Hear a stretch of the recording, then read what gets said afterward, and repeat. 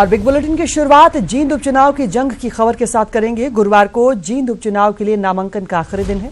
बुधवार को किसी ने अपने जिताऊ घोड़े पर दाव लगा दिया तो कोई अब भी मंथन के मोड में है और जींद में हर किसी को सिर्फ जीत चाहिए।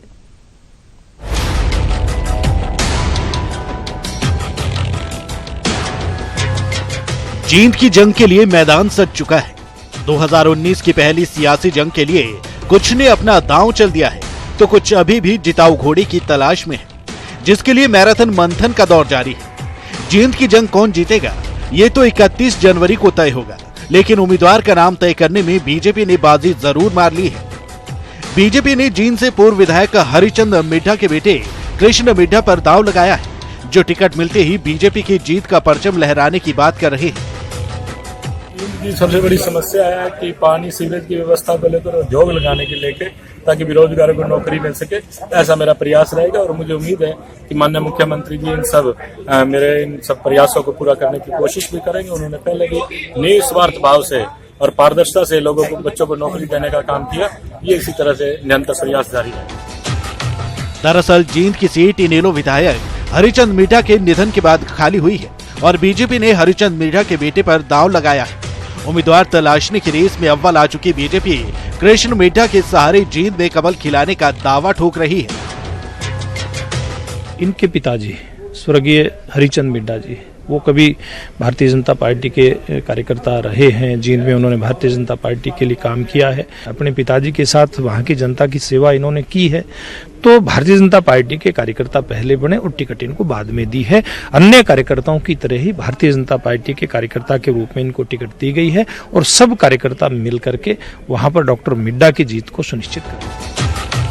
वैसे जींद की सीट पर लंबे वक्त से इनेलो का दबदबा रहा है, लेकिन पार्टी और परिवार में दो फाड़ होने के चलते इनेलो इस बार बैकफुट पर नजर आ रही है और अपने विधायक के बेटे का बीजेपी में जाने से भी उसे झटका लगा है। इनेलो नामांकन के आखिरी दिन अपने पत्ते खोलेगी, लेकिन कृष्ण मिड्ढा के दल बदलते ही उनके लिए इनेलो की राय बदलना भी लाजिमी है। लोकल प्रत्याशी होगा, बड़ा मजबूत प्रत्याशी देंगे और 100% हम जींद का उपचुनाव जीतेंगे। पहले भी इंडियन नेशनल लोकदल पार्टी का ही एमएलए जींद से था और आगे भी इंडियन नेशनल लोकदल पार्टी का ही विधानसभा का सदस्य जींद से बनकर के जाएगा। जींद की जंग में सबकी दिलचस्पी नई नवेली जननायक जनता पार्टी के उम्मीदवार में है। खबर है कि जेजेपी ने चुनावी पिच पर ओपनिंग की जिम्मेदारी दिग्विजय चौटाला को दी है। नाम तय हो चुका है और औपचारिकता नामांकन भरने की रह गई है। उधर जींद की सियासी जंग में जिस तुरुप के इक्के पर कई सियासी दल नजरें गड़ाए बैठे थे, उसने कुछ इस अंदाज में कईयों की प्लानिंग पर पानी फेर दिया। मुझे नहीं पता कहाँ क्या बात चल रही है। मेरे पास मैसेज भी आए हैं, भाई दिल्ली आ जाओ, एक दो पार्टियों से। मैंने कहा मैं दिल्ली कब तक गया ही नहीं, अब क्या जाऊंगा। लास्ट दिन पे मैं दिल्ली क्यों जाऊँ, मैं पहले जाता, टिकट लेनी होती मैं दिल्ली पहुँच जाता। जब मैंने इलेक्शन लड़ना नहीं, ना टिकट लेनी, मैं दिल्ली क्यों जाऊँगा। मेरे यहाँ आओ, मेरे मुताबिक को मेरे को जचेगी तो मैं अपनी बात कर लूंगा, नहीं मुझे कुछ। कुल मिलाकर गुरुवार को जींद की बिसात पर हर सियासी दल का मोहरा तय हो जाएगा। नतीजों से पहले हर कोई जिताऊ घोड़े पर दांव लगाकर जीत का राग अलाप रहा है, क्योंकि 2019 की दोहरी परीक्षा से पहले सबको हर हालत में सिर्फ जीत चाहिए, जीत से कम कुछ भी नहीं। जींद की सियासी जंग को कुछ 2019 का सेमीफाइनल कह रहे हैं तो कुछ ट्रेलर, लेकिन लोकतंत्र के हर चुनावी मुकाबले का फैसला सिर्फ और सिर्फ जनता करती है और जींद की जनता भी 28 जनवरी को अपना फैसला ईवीएम में कैद कर देगी। Bureau report, news 18 Haryana.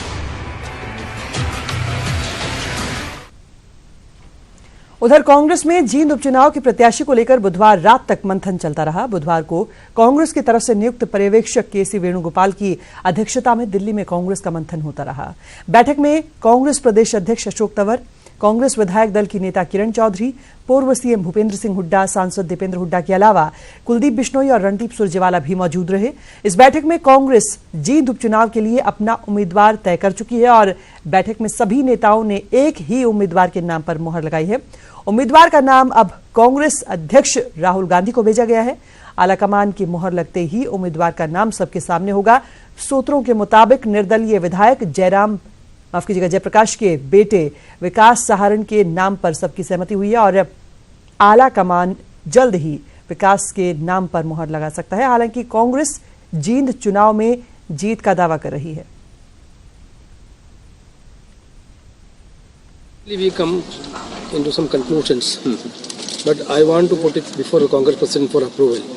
Once he approved this area, we will release from the AICC. So are you going with the panel or are you going with the few names?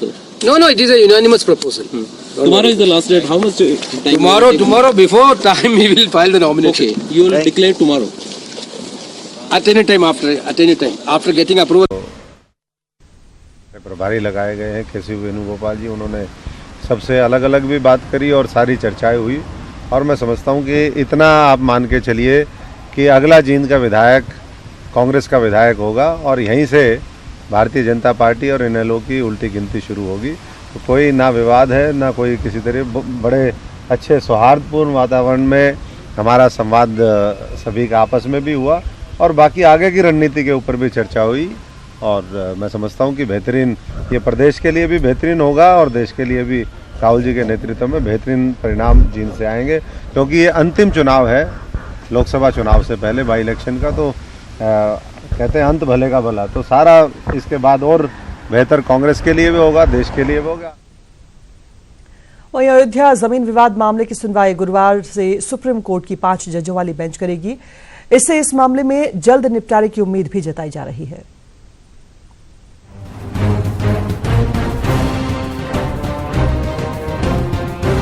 Ayodhya जमीन विवाद मामले में गुरुवार का दिन काफी अहम साबित होने वाला है, क्योंकि गुरुवार से अयोध्या मामले की सुनवाई सुप्रीम कोर्ट की संवैधानिक पीठ करेगी।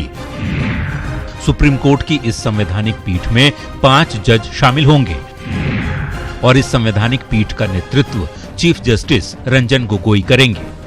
मुकदमे की सुनवाई के लिए 5 जजों की पीठ के गठन पर इस मामले से जुड़े पक्षकारों ने खुशी जताई है। हम इसके लिए जो है पहले से भी हम लोग चाहते रहे कि जो है इसकी सुनवाई जितने ज्यादा से ज्यादा जो है जज साहब जो है होंगे उतनी ही अच्छी सुनवाई होगी, उतना अच्छा ही फैसला होगा। 5 बेंच हो गए तो और अच्छा ही है और जल्दी से जल्दी काम हो जाएगा, जो काम देर होना था और जल्दी से जल्दी निर्णय हो जाएगा। आइए जान लीजिए 5 जजों की बेंच के गठन पर पक्षकारों के वकीलों का क्या कहना है। ये बिल्कुल एक सही फैसला है और इसके बारे में तो पहले भी कोर्ट से दरख्वास्त की गई थी कि 5 जजों की बेंच या उससे ज़्यादा की जजों की बेंच बनाई जानी चाहिए, लेकिन वो किसी भी वजह से वो एक जुडिशियल ऑर्डर में रिजेक्ट हो गया था। अभी प्रेजेंटली ऑनरेबल चीफ जस्टिस ने ये मुनासिब समझा है कि इसको 5 जजेस से सुनना चाहिए, तो वो एक बहुत अच्छा फैसला है। सुप्रीम कोर्ट के इतिहास में पहली बार ये अनप्रेसिडेंटेड है कि जुडिशियल वर्डिक्ट के बाद एडमिनिस्ट्रेटिव साइड पे ये मामला कॉन्स्टिट्यूशन बेंच को भेजा गया है और अगर ये मामला कॉन्स्टिट्यूशन बेंच को भेजा गया चीफ जस्टिस द्वारा तो उसमें पहले कॉन्स्टिट्यूशनल प्रश्न फ्रेम होंगे और उसके बाद इस मसले की आगे सुनवाई की जाएगी। गुरुवार से 5 जजों की पीठ जरूर सुनवाई करेगी, लेकिन अभी तक ये साफ नहीं हो पाया है कि संवैधानिक पीठ मामले की सुनवाई रोजाना करेगी या नहीं।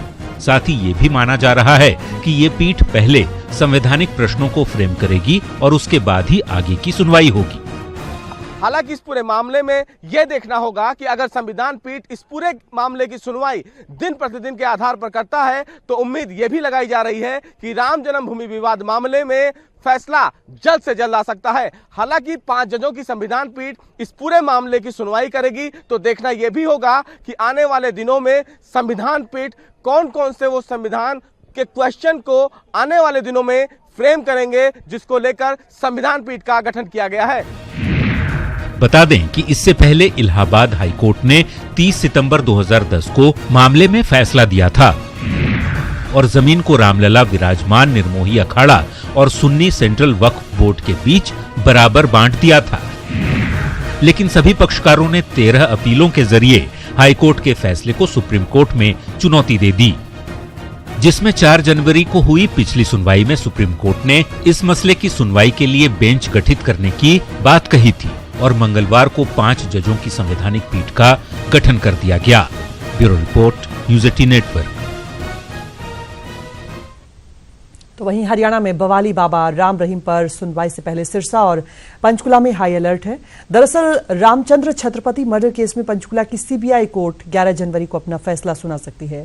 रामचंद्र छत्रपति की हत्या का आरोप राम रहीम पर है। इसे देखते हुए सिरसा से लेकर पंचकुला तक पुलिस प्रशासन ने सुरक्षा के पुख्ता इंतजाम किए हैं। सिरसा में पुलिस ने कई इलाकों में फ्लैग मार्च किया। इसके अलावा एहतियात के तौर पर धारा 144 लागू की गई है, जिससे बाद ये भी बता दें कि सिरसा में भी सुरक्षा की जिम्मेदारी पुलिस की 12 कंपनियों पर होगी।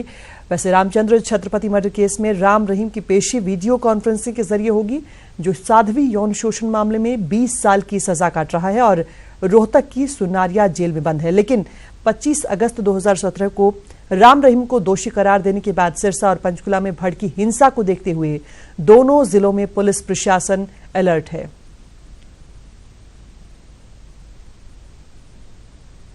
पत्रकार रामचंद्र छत्रपति हत्याकांड मामले में 11 जनवरी को पंचकुला की सीबीआई कोर्ट अपना फैसला सुना सकती है। इस फैसले को लेकर सिरसा में पुलिस अलर्ट है और इस समय मौजूद है सिरसा के डेरा सच्चा सौदा हेडक्वार्टर के बाहर। हम आपको तस्वीरें दिखा रहे हैं न्यूज 18 पर कि पुलिस की तरफ से फ्लैग मार्च किया जा रहा है। ये पुलिस सिरसा पुलिस की टीम है जो यहां पर फ्लैग मार्च कर रही है। डेरा सच्चा सौदा का हेडक्वार्टर है जहां पर पुलिस की टीम यहां पर फ्लैग मार्च कर रही है। आज शाम तक यहां पर 14 नाके लगाए जाएंगे और सुरक्षा के इंतजाम पूरे हैं। यहां पर 14 पुलिस जवानों की टुकड़ियां प्रदेश भर से बुलाए गए हैं। फिलहाल आपको हम तस्वीरें दिखा रहे हैं। ये फ्लैग मार्च हो रहा है डेरा सच्चा सौदा के बाहर की हम आपको तस्वीरें दिखा रहे हैं। पुलिस के जवान यहां पर फ्लैग मार्च कर रहे हैं। पुलिस का दावा है कि किसी तरह की यहां पर यह घटना को अंजाम हम नहीं देने देंगे। हम आपको तस्वीरें दिखाएं तो यहां से महज कुछ ही दूरी पर डेरा सच्चा सौदा है और यहां पर पुलिस की तरफ से फ्लैग मार्च किया जा रहा है। पुलिस के जवान इस फ्लैग मार्च में है।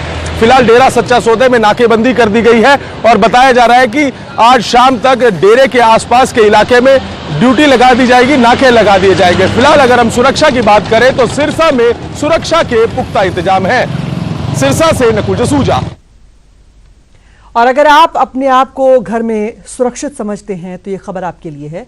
यमुनानगर में महिलाओं के साथ अज्ञात बदमाशों ने जो सलूक किया है उसे देखकर आपके होश उड़ जाएंगे। ये रिपोर्ट देखिए।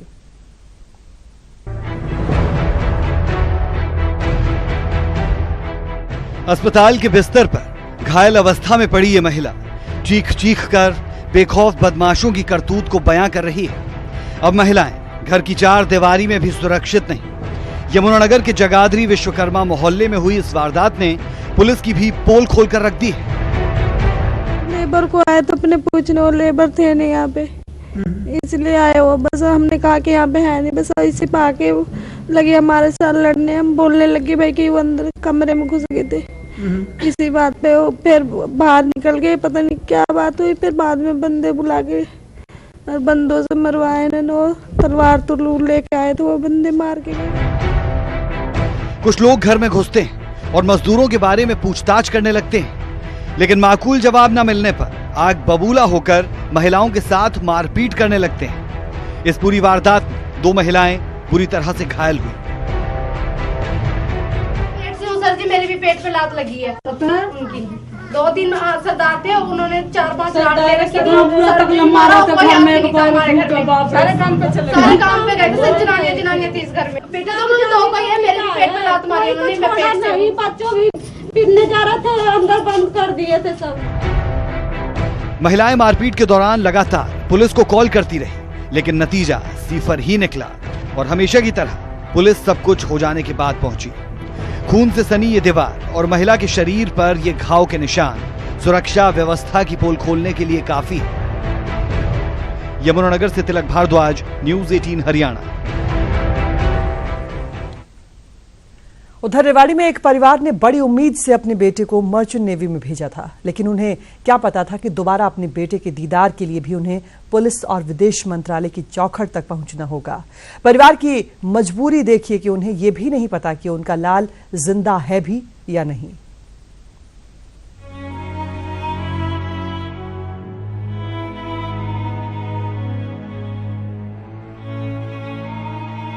यह है विकास, उम्र 22 साल, जो जुलाई 2018 में मर्चेंट नेवी में भर्ती हुआ था। लेकिन कुछ वक्त बाद घर वालों को खबर दी जाती है कि विकास को उल्टियां हो रही थी और वो सीधे पानी में जा गिरा, जिसके बाद से उसका कुछ पता नहीं चल पाया। इसकी शिकायत मलेशिया में दर्ज करवाई गई है, लेकिन इसके अलग घर वालों ने अलग ही अंदेशा जाहिर किया है। विकास की मां की माने तो उनका बेटा जिंदा है, जिसे कबूतरबाजी में फंसाया जा रहा है। यार सूचना मिली थी जी, जहाज मासी नुला उल्टी कर रहा था, गिर गया पानी में। यही मिली जी। फिर वह उसका मोबाइल भी वह व्हाट्सएप लड़का चला रहे थे और बोला फिर वर्कशॉप में पड़ेगा कब कि नहीं की कब की नहीं, उनकी कोई क्या लगता है आपको? कोई बात की सच्चाई नहीं। मेरे को तो ये लगता है लड़का जिंदा हो, उन्हें गायब कर रखा हो। विकास के परिवार वालों ने अब विदेश मंत्रालय के पास बेटे को वापस लाने की गुहार लगाई है। साथ ही पुलिस में कबूतरबाजी का अंदेशा जाहिर करते हुए शिकायत भी दर्ज करवाई है। परिजनों की शिकायत के आधार पर पुलिस ने रेवाड़ी के विकासनगर के देवेंद्र, उत्तर प्रदेश के बिजनौर के कथिक, मध्य प्रदेश जबलपुर के वैभव के खिलाफ केस दर्ज किया है। पुलिस का कहना है कि परिजनों की शिकायत के आधार पर मामला दर्ज कर लिया गया है। हकीकत क्या है, इसकी जांच की जा रही है। यहाँ पे एजेंट है, उसके मार्फत कोई देवेंद्र और वैभव दो और बाई नेम लिखा उन्होंने।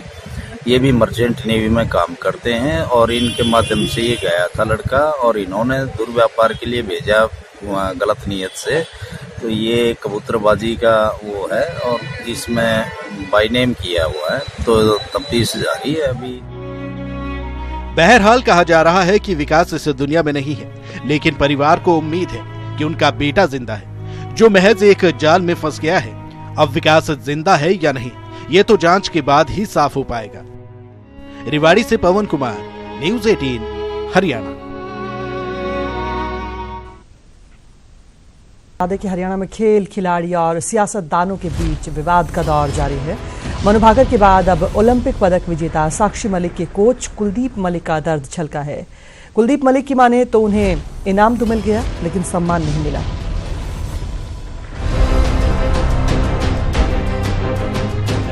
हम सब जानते हैं कि किसी भी चीज का समय पर ना मिलना उसकी अहमियत को कम कर देता है। रियो ओलंपिक को खत्म हुए 2.5 साल का समय बीत चुका है और अब जब सरकार ने इतने लंबे समय बाद अपने किए वायदे को पूरा किया तो साक्षी मलिक के कोच कुलदीप मलिक का दर्द कुछ इस अंदाज में छलका। टाइमली चीज हो जाए तो उसको ये लगे कि भाई हाँ मेरे को मान सम्मान दिया है, उसमें राशि की कोई बड़ी बात नहीं है, राशि बिल्कुल भी ना दो तो भी अच्छा है, कोई बात नहीं है। लेकिन उसकी इंसल्ट करके 2.5 साल तक आपने एक ये राशि दी है, मान सम्मान नहीं दिया है। कहा तो सही, पैसा नहीं सम्मान चाहिए। एक खिलाड़ी को तैयार करने में कितनी मेहनत लगती है, ये बात एक कोच ही समझ सकता है। और जब वादे के मुताबिक काम ना हो तो दुख होना भी लाजमी हो जाता है। खुद खेल मंत्री हमारा हरियाणा सरकार का जिस टाइम पे ये बाउट चल रही थी साक्षी मलिक की रियो ओलंपिक के अंदर, वो और उसके 8-10 अधिकारी, इसमें प्रूफ की तो कोई बात ही नहीं थी। हम महाराष्ट्र सरकार की बात करें, हम मध्य प्रदेश सरकार की बात करें, इवन हमारे केंद्र सरकार में जो हमारी सरकार है उसने भारतीय ओलंपिक संघ की बात करें तो इन सभी ने ऑन रिकॉर्ड जो कोच है उसको उन्होंने तुरंत मान सम्मान देने का काम किया, एक हमारी सरकार को छोड़ के। ये यकीन करना वाकई में मुश्किल है कि हरियाणा जैसे खेल प्रदेश में किसी कोच को सम्मान मिलने में देरी हो सकती है, लेकिन जब दूसरे राज्य पहले सम्मानित कर दें और खेल प्रदेश हरियाणा सम्मान करने में पिछड़ जाए तो किसी का भी दर्द छलक सकता है। सोनीपत से नितिन अंत्य, न्यूज़ 18 हरियाणा। उधर गुरुग्राम में हरियाणा शहरी विकास प्राधिकरण के अधिकारियों की लापरवाही सामने आई। दरअसल खानसा गांव में विभाग की तरफ से अवैध मकानों पर पीला पंजा चलाया गया, लेकिन लोगों का आरोप है कि इस दौरान मकानों को खाली नहीं करवाया गया। जिस वक्त मकानों को तोड़ा जा रहा था उस वक्त कुछ लोग घर के अंदर मौजूद थे जिन्होंने भागकर अपनी जान बचाई। ये पूरा वाकया मीडिया के सामने हुआ, लेकिन हुडा विभाग के सुपरिटेंडेंट इंजीनियर से जब इस लापरवाही पर सवाल किया गया तो उन्होंने कहा कि मकानों को खाली करवाकर ही अवैध निर्माण गिराने की कार्रवाई शुरू की गई। दरअसल साल 2016 में गुरुग्राम में तेज बारिश के बाद महाजाम के हालात पैदा हुए थे और उसके बाद बादशाहपुर ड्रेन पर किए गए अवैध कब्जों को इसकी मुख्य वजह माना गया था, जिसे हरियाणा सरकार ने बादशाहपुर ड्रेन पर किए गए अवैध कब्जों को हटाने और ड्रेन को दोबारा स्थापित करने का फैसला किया था।